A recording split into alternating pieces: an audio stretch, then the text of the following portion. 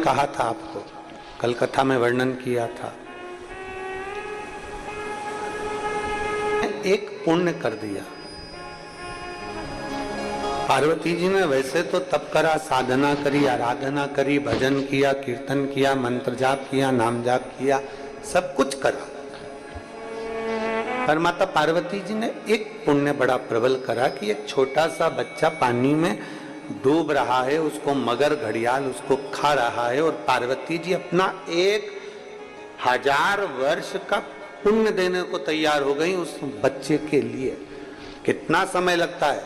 कोई तुमसे कह दे कि तुमने 16 सोमवार करे, 16 सोमवार करने में कोई ऐसे ही हो गए क्या 16 सोमवार? जरा पूछो किसी माँ से, किसी बेटी से, किसी भाई से कि उसके 16 सोमवार उसने कैसे करे होंगे। कुछ खाना ना पीना, थूक भी नहीं निकल सकते, सवेरे से लेकर शाम तक इंतजार करना, शाम के समय शिवलिंग का निर्माण कर कर पूजन करना, फिर वो प्रसाद का जो हिस्सा आप लोग बनाते हो शिव जी को समर्पित करते हो, चाहे बेलपत्र, मिश्री या वो चूरमा, मलिदा बोलते हो, चूरमा बोलते हो, जो भी हो, बाबा को चढ़ाकर फिर उसको पाना है। कोई कोई भगवान के पंचामृत से करता है, कोई मिश्री से करता है, कोई बेलपत्र से करता है, कोई चूरमा से करता है। ये पशु जैसे आप लोगों की इच्छा होती है वैसे आप लोग 16 सोमवार करते हैं। और जिसने करे होंगे ना उसको मालूम होगा, और आप में भी कहीं ना कहीं कोई ना कोई जीजी मेरी ऐसी बैठी होगी जिसने 16 सोमवार करे होंगे। करे आप लोगों ने किसी ने? अरे बहुत सारे बैठे हो। रखो रखो रखो रखो। अब उनसे अगर कोई पूछे कि जीजी तुमने 16 सोमवार करे तो कैसे करे, उसने कितना कितना बल लगाया।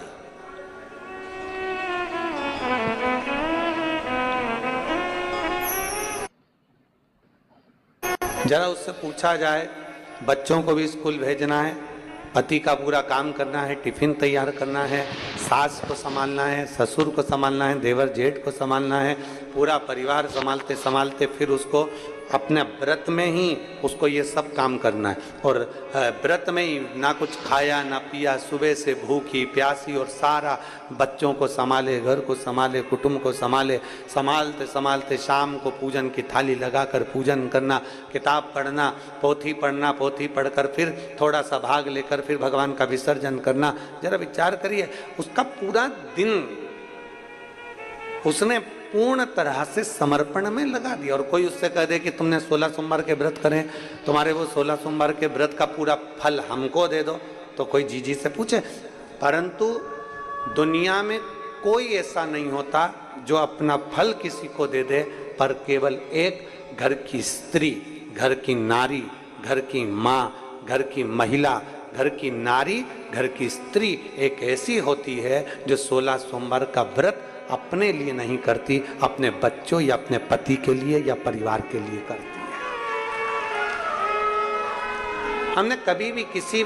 हमने कई जीजियों से पूछा कि तुम 16 सोमवार का व्रत करियो? हाँ। किसके लिए करियो? व्रत तुमने करा है, फल अपने पति के लिए। उनका स्वास्थ्य ठीक नहीं चल रहा था ना गुरुजी, उनका धंधा अच्छा नहीं चल रहा था ना गुरुजी, उनके यहाँ ऐसी तकलीफ थी ना गुरुजी, थोड़ा टेंशन आ गया था ना गुरुजी, इसलिए हमने ये व्रत हमारे पति के लिए करा। बेटे का थोड़ा काम अच्छा नहीं चल रहा था ना गुरुजी, बच्चे का स्वास्थ्य ठीक नहीं चल रहा था ना गुरुजी, तो हमने 16 सोमवार का व्रत कर लिया।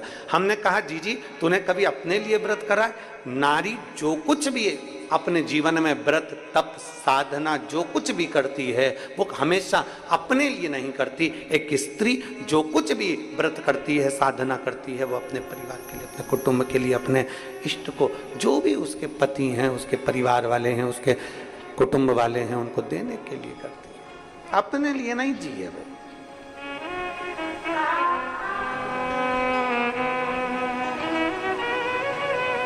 उसने जो दिया वो सबके लिए। और आज भी पशुपतिनाथ का अगर व्रत मेरी माताएं कर रही हैं, पशुपतिनाथ का अगर व्रत मेरी माताएं कर रही हैं, मेरी जीजियां कर रही हैं, तो वो अपने लिए नहीं कर रही, वो पशुपतिनाथ का व्रत भी वो दूसरे के लिए ही कर रही।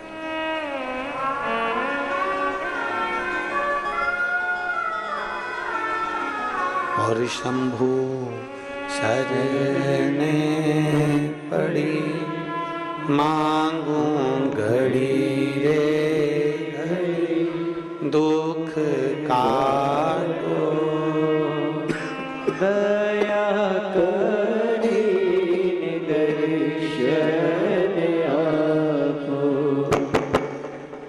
शंभु शरणे पड़ी मांगू घड़ी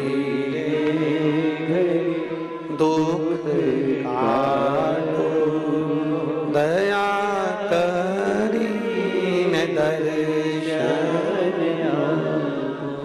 एक स्त्री, एक नारी व्रत साधना भी कर रही है तो दूसरों के लिए कर रही, अपने लिए नहीं करिए। जो व्रत का फल मिला वो दूसरे के लिए मिला। क्यों शिव प्रसन्न होते हैं? किस लिए भगवान देवाधिदेव महादेव प्रसन्न हो जाते हैं? पार्वती जी ने 1000 वर्ष तक तप किया, शिव प्रसन्न नहीं हुए, पर पार्वती ने एक अच्छा काम कर दिया, एक बच्चे के प्राण को बचा लिया तो शंकर प्रसन्न हो गए। शिव प्रसन्न।